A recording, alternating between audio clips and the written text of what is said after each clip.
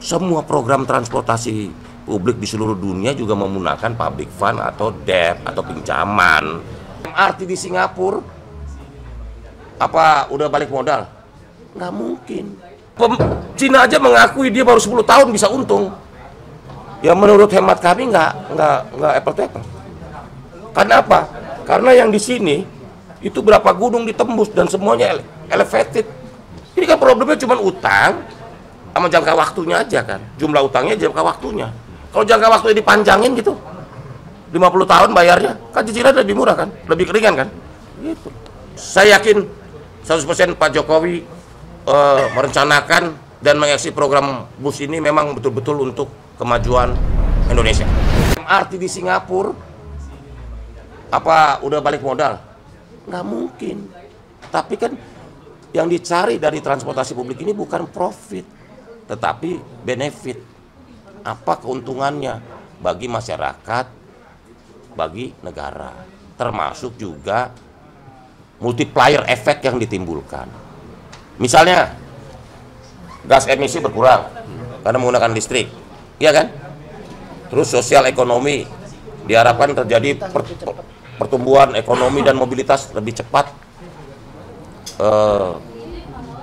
Orang jika berpergian dari Jakarta ke Bandung. Terus yang ketiga, belum potensi-potensi perkembangan wilayah yang lain, gitu loh. Pak, tadi Bapak menyinggung bahwa tidak apple to apple membandingkan antara biaya WUS yang di Arab Saudi itu dengan yang di Indonesia. Ya menurut hemat kami nggak apple to apple. Karena apa? Karena yang di sini itu berapa gunung ditembus dan semuanya elevated, begitu loh. Dan menurut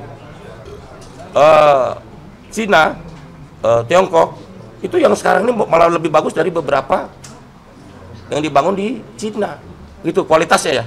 Jadi yang kita punya WUS ini lebih terbaru gitu secara teknologi ya. Dan begini, WUS itu sekarang udah 17.000 penumpang per hari. Itu pendapatannya udah hampir 1,6 sampai 1,8 triliun per tahun. Jadi secara EBITDA antara penghasilan revenue dan pengeluaran OPEX-nya si KCIC itu sudah positif. Ini bukan barang mangkrak loh. Kalau problemnya problem utang yang besar dan itu bisa ada solusinya. Ini soal financial structure aja. Misalnya begini, tenornya dipanjangin jadi 10 tahun. Tenornya tadi 20 tahun. Panjangin aja 50-60 tahun. Pak, tapi gitu loh. Grace periodnya 5 tahun. Kenapa nggak dipanjangin 10 tahun? Pak, gitu loh. Ya, tapi fakta bahwa ada utang kan memang ada. Loh bukan, yang namanya bukan. Semua program transportasi publik di seluruh dunia juga menggunakan public fund atau debt atau pinjaman. Gitu loh. Artinya ini kan nggak melibatkan APBN sebenarnya. Ini B2B.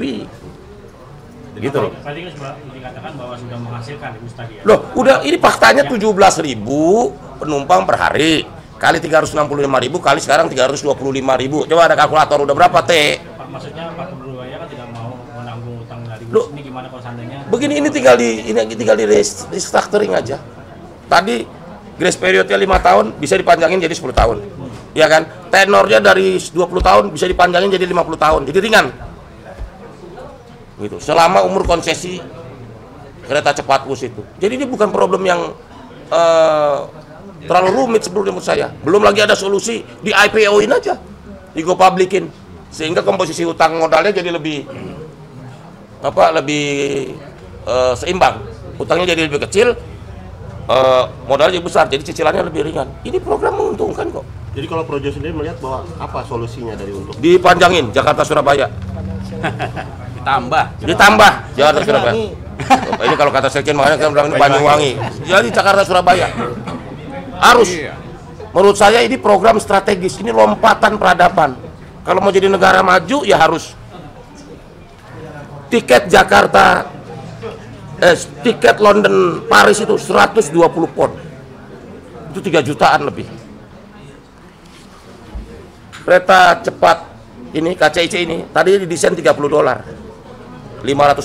Tapi kan harganya dimurahin sekarang 325.000. Gitu loh. Jadi ada kepentingan publik juga udah sementara harganya terjangkau gitu loh. Karena ada kebijakan negara juga jangan terlalu mahal gitu loh. Tapi kalau harganya ini disesuaikan dengan keekonomisan jadi lain gitu loh. Jadi ini problemnya bukan problem. Jadi gini, operasinya udah untung. Revenue sama yang biaya dikeluarin, pengeluaran udah positif. EBITDA-nya udah positif gitu loh. Nah, tinggal bagaimana ini restrukturisasi keuangannya gitu loh. Tenor utangnya, grace period-nya gitu. Ya, financial engine. Jadi financial structuring lah bahasa kerennya gitu. Ya, sekarang aja kan cepat habis ya. Apa? Ya, kereta api Jakarta Bandung. Lu sekarang tiketnya susah kok. Ya, kalau ke Surabaya itu apakah akan sama pada posisi yang sekarang? Lo gini makanya, gini kan strategis kan. Cina aja mengakui dia baru 10 tahun bisa untung. Setelah beroperasi, 10 tahun beroperasi, kita udah baru 1 tahun ini sebenarnya udah di luar cicilan sama bunga ya. Kan operasi udah untung. Gitu loh. Jadi Bapak melihat menunggu berapa tahun kira-kira Pak? Apa? Project WUS ini bisa terlihat make sense gitu loh. Berapa Maksudnya? tahun? Kan Make sense gimana? Make sense kok ini. Make sense. Ini kan problemnya cuma utang sama jangka waktunya aja kan. Jumlah utangnya, jangka waktunya. Kalau jangka waktunya dipanjangin gitu, 50 tahun bayarnya, kan cicilan lebih murah kan, lebih ringan kan. Gitu. Dan ini utang, karena ada Cina juga kan yang punya sahamnya, join, iya kan? Gitu.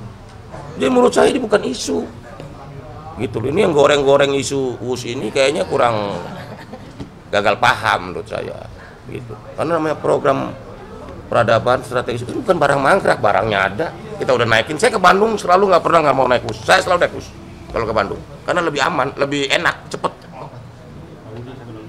Ya. yang 200 miliar itu Pak. Itu kan negara yang putusin.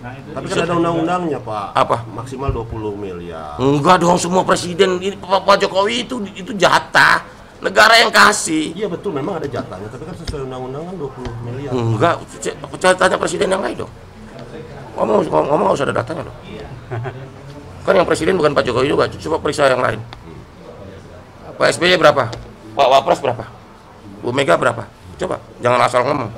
Mulai bawa tadi yang isu-isu Apa? Kalau soal rumahnya itu kan resmi dan itu terbuka. dibawa proyek terhadap isu-isu yang Begini loh, kalau mau buat isu, janganlah Pak Jokowi udah nggak jadi presiden terus dihina-hina, gitu loh.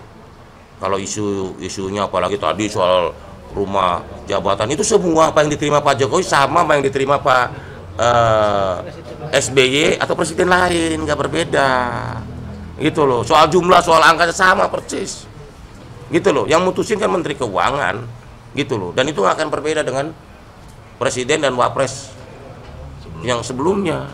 Bahkan Pak Jokowi pernah bercanda sama saya, bilang saya 10 tahun sama yang 3 tahun sama, gitu loh. Jadi kalau angkanya kamu mesti periksa lagi, belum nggak benar itu ya.